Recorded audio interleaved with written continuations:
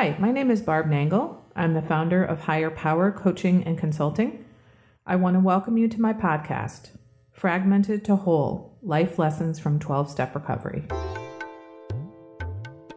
This is episode 9, My Tools of Recovery series, part 2, Reaching Out. This is the second in my 3-part series on my most important tools of recovery. As a reminder, my number 1 tool is pausing. My number 2 tool is reaching out, and my number 3 tool is focusing on me. Today's topic is reaching out. My next episode will deal with focusing on me. For me, reaching out means both reaching out to other humans as well as reaching out to my higher power. I'm going to begin by talking about reaching out to humans. Somehow, I grew up with the notion that I had to do everything myself, that I wasn't allowed to or not supposed to reach out to others to ask for help. It was just not an option for me to ask for help. In fact, I was the helper, the fixer, the rescuer. God forbid I should tell somebody I needed help. One of the things I've learned in recovery is that we are compulsive and obsessive in isolation, and we heal in community. That means we need to reach out to others and to allow them to see us and to be connected to us. And eventually, we need to be vulnerable with them if we're truly going to heal. The first time I did the steps in one of my programs, we didn't have any sponsors in our area, so a group of 4 of us did the steps together. What's interesting is that in that group, I told them one time, I was going to call one of you guys when I was really upset, but I talked myself out of it. And it turned out that all of us were doing that. Each of us would have the impulse to reach out after we learned that was a thing that people do in recovery. But then we'd talk ourselves out of it. So we made a pact in this group that the next time any one of us thought that we were going to reach out to someone else, we would not talk ourselves out of it. And then none of us did it. None of us reached out. We didn't follow the pact. And that's how difficult this stuff is. Even though we talked about it, we acknowledged it as a group and made a pact not to do it. None of us reached out to the others. We still couldn't follow through on reaching out to other people.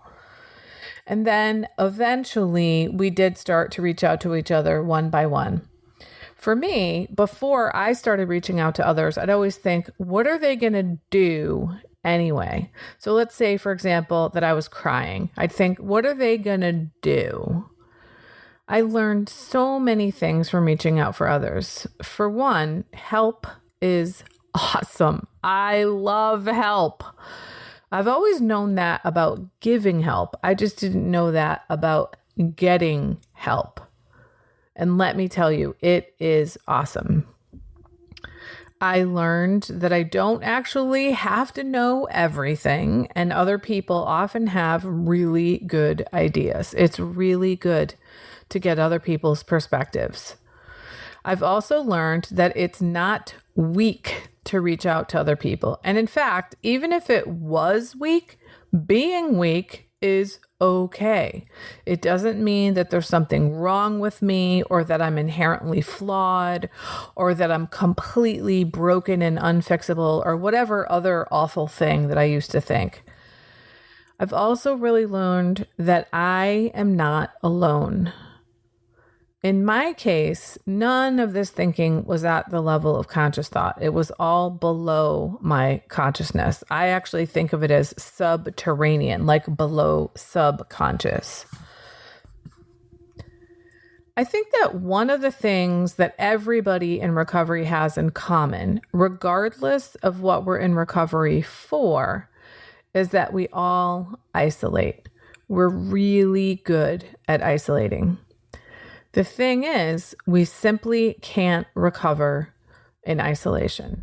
If we could, we would have, because most of us have tried fucking everything before we came into recovery, or we wouldn't be here.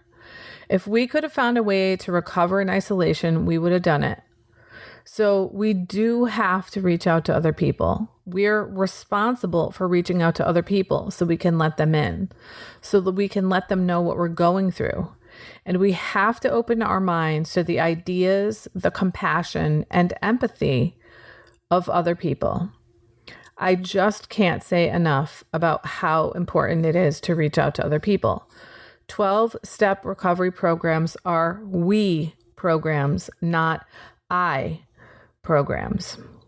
In addition to reaching out to other people when I need help, I've also learned to reach out to other people to see how they're doing, to let them know that I'm thinking about them, to say hi.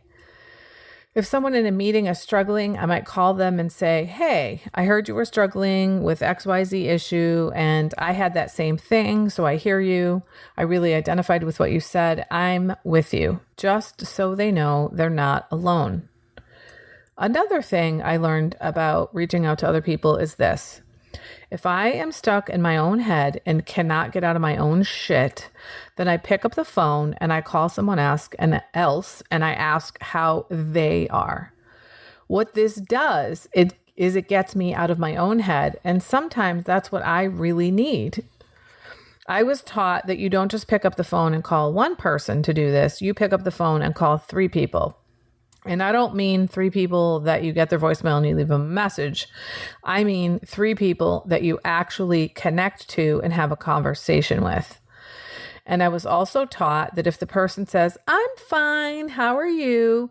Then I'm to say, actually, I'm trying to get out of my own head right now. I want to hear about you. It doesn't matter what they talk about. They can talk about recovery, or they could talk about what they're doing right now, or hobbies. It doesn't matter. The point is that you're getting out of your own self. You're taking the focus off of you and off of your shit and putting it on someone else. And the reality is, if you reach out regularly to people while you're doing well, or at least while you're doing okay, then the chances of you reaching out when you're not doing well skyrocket. It's like you've exercised and strengthened this reaching out muscle, so that when you're not feeling the greatest, you can easily pick up the phone and call somebody because you've done it. Now, I want to talk about reaching out to my higher power. In the previous episode, when I talked about pausing, right at the end, I said that if I don't pause, it doesn't allow my higher power to enter the situation. And honestly, my relationship with my higher power is absolutely key to my recovery. So first, I'm going to talk a little bit about my relationship with my higher power, and then talk about reaching out to my higher power. I happen to use the word God to refer to my higher power. I know that for some people, that's just not something that works for them. And the thing is, you don't actually have to believe in God to recover, but you do have to believe in a power greater than yourself, or a higher power of some sort, in order to recover in accordance with the 12 steps. Perhaps I might talk about how one may find a higher power that works for them in another episode, because I've known many people who were able to recover without believing in God. But not today. When I came into recovery, I was already a spiritual person. I used the word God to refer to my higher power, so that was not a challenge for me.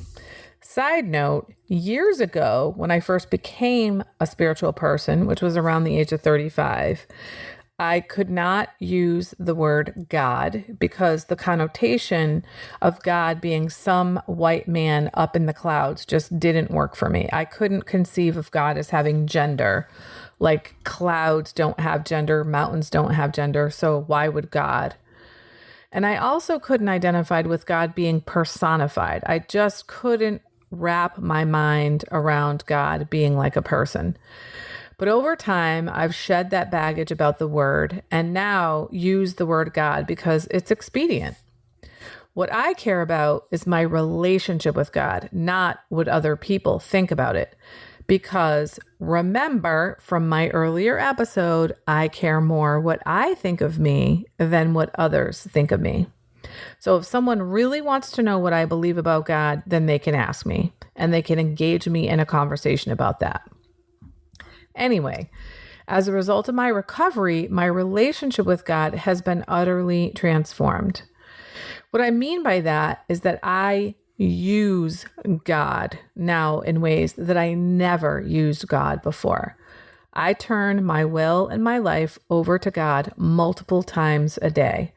I say certain prayers in the morning, afternoon, and evening, and I often say them in between as well. This is my conscious contact with my higher power that's mentioned in step 11.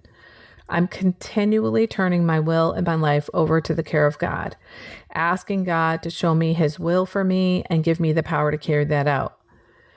As a result of turning my will and my life over to God, my life is profoundly better than it was when I was trying to run the show. I don't have to worry anymore. I don't have to figure things out. In fact, when I hear myself say that phrase, figure it out, I know I'm screwed because I've never figured out a goddamn thing in my life. When I'm trying to figure something out, I just need to hand it over to God and say, please take care of this because I can't do it. So my relationship with God has changed in that I use God in ways I never did before recovery. What's also really different is now I also ask God to use me, which is something I never did before recovery. I ask God to help me be of use to God and my fellows. I ask, what can I do? Who can I be? What can I say? What are the thoughts you want me to think so that I can help those who are still sick, so that I can help heal the world? And the places that has taken me in recovery are absolutely astonishing. My life is profoundly different as a result of my recovery because, among other things, I have turned my will and my life over to God.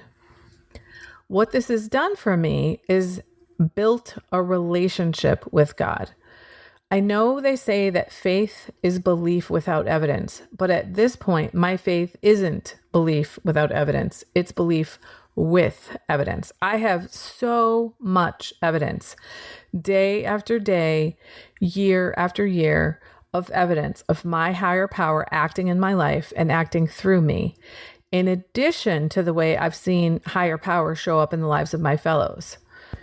So I've learned that when I'm afraid, I reach out. When I don't know what to do, I reach out. When I'm concerned about someone, I reach out.